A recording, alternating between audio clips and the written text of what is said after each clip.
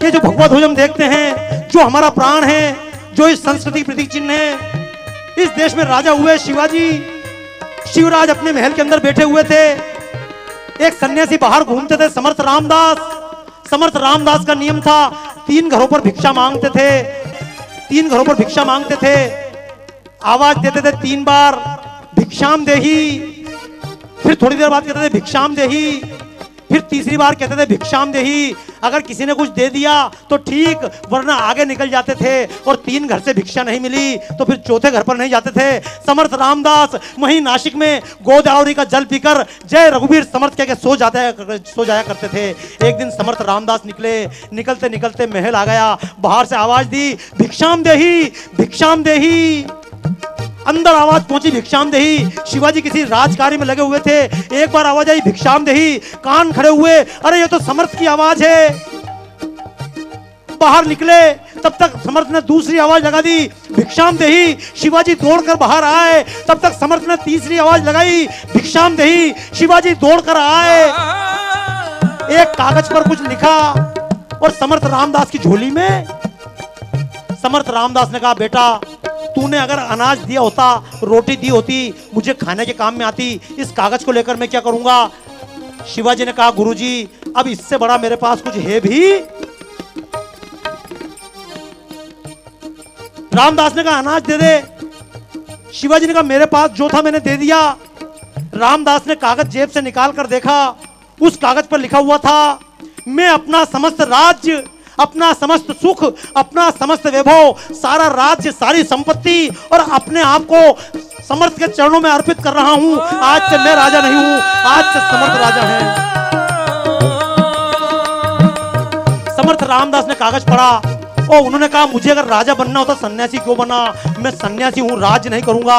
और शिवाजी ने भी कहा अब मैंने राज्य दे दिया, मैं वापस नहीं लूंगा। दोनों गुरु चेले कहने लगे, रामदास ने कहा मैं राज्य नहीं लूंगा, मैं तो लंगोटधारी सन्यासी हूं। और शिवाजी ने कहा अब मैं आपका चेला हूं, अगर आप गुरु हैं तो मैं भी आपका चेला हूं, अगर आप पीछे नहीं हटेंगे तो मैं भी पीछे नहीं हटने वाला। लोगों की भीड़ इकट्ठा होने लगी, तमाम राज्य लोग इकट्ठा हो गए, आपस में झगड़ा चल रहा था। रामदास कहते थे मैं राजा नहीं बनूंगा और शिवाजी कहते थे मैं तो अब राजा हूं ही।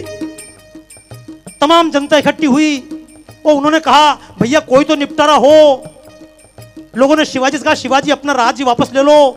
शिवाजी ने कहा मैं राज्य नहीं लूंगा। रामदास ने कहा मैं भी राज्य।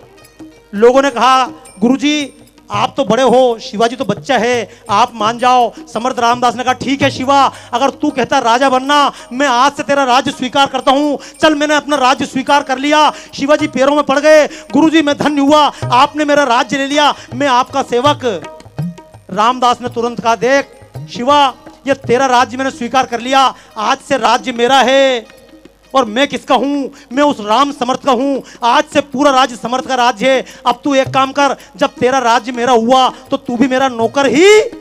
शिवाजी ने कहा मैं आपका ही नौकर हूं। रामदास ने कहा चल एक काम कर, आज से तू मेरा नौकर, ये तेरा राज्य नहीं है, ये पूरे महाराष्ट्र का हिंदू स्वराज्य, ये तेरा स्वराज्य नहीं है, ये आज से मेरा स्वराज्य है। लेकिन एक काम कर, मैं राज्य नहीं कर पाऊंगा, मेरी तरफ से तू इस राज्य को चला, श्री का नाम लेकर राज्य चला, यह आज से हिंदू स्वराज्य कहलाएगा और ये मेरा नहीं है। तू इस स्वराज्य का राजा नहीं होगा, एक सेवक बनकर काम करेगा।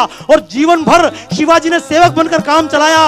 यह जिसको हम कहते हैं भगवा ध्वज, ये भगवा ध्वज क्या है, ये 2 मुंह वाला भगवा ध्वज, ये हमारे धर्म का ध्वज है। ये श्री कृष्ण के रथ पर भी था। गीता का चित्र देखिएगा, कुरुक्षेत्र में यही ध्वज था, राम का ध्वज यही था और यही ध्वज समर्थ रामदास ने शिवाजी को दिया था। आइए ताली बजाइए उस ध्वज के नाम पर, यह ध्वज फहराता रहे। एक बात याद रखना माताओं बहनों, आज के बाद एक संकल्प लेना, अपने आदमी पर दबाव मत डालना कि शाम को 8 बजे घर पे आके बैठ जाओ, क्योंकि आपको घर से बाहर घूमने का मौका नहीं मिलता है। और मैं तो आपसे और कहूंगा, आप में से भी महिलाएं शाम को अकेले नहीं, 10 महिलाएं साड़ी पहन के शाम को शाम लट लेके निकलना। दरवाजे में कौन गुंडा तुम्हें हाथ लगाने की कोशिश करता है, ये जितनी लड़कियां हैं, अरे निकलो स्कूटी लेकर चौराहे पर, अपने अपने हस्बैंड को बुजुर्गों को कहो घर पे क्यों बैठे हो, यही तो बहू को पीस लो, यही सुतुली खाट, इन बुजुर्गों को कहो जाओ चौराहे पर बैठो, वहां ताश की पत्ती खेलो। अगर चौराहे पर अच्छे लोग बैठेंगे तो गुंडों की हिम्मत नहीं गुंडागर्दी कर दे। आप तुम घर से बाहर मत निकलो और तुम कहीं करो, तुम तो घर पे जल्दी आ जाओ, कहीं करो, हम भी देख रहे हैं भाभी जी घर पे, तुम भी देखो। तुम सही पकड़ते हैं हमेशा। याद रखना, मुझे ईमानदारी से बताओ, अगर चौराहे पर कोई गुंडा किसी लड़की के साथ बदतमीजी कर रहा हो और आपके घर का बच्चा लठ लेकर निकले तो क्या तिलक लगाकर विदा करोगे? नहीं, आप उस बच्चे को नालायक तेने पूरे समाज का ठेका लिया है, चल घर में, और लोग तू हल्ला नहीं बनकर चल घर में। तो याद रखना, कल को कोई गुंडा आपकी लड़की से बदतमीजी करेगा तो पड़ोस की माँ भी अपने बच्चे को अंदर करेगी। फिर याद रखना, हमारी बेटी के साथ बलात्कार होना ही है, क्योंकि जनता की फूट आतंकों की जन्मदाता है। एक आदमी लाखों करोड़ों को डराता है और एक एक करके मारे जाते हैं लोग, क्योंकि एक को बचाने ना कोई दूजा आगे आता है। अपनी जो जिंदगी बचाना चाहे तू तो थोड़ा थोड़ा औरों के लिए भी जीना सीख। जीना है तो पापियों का खून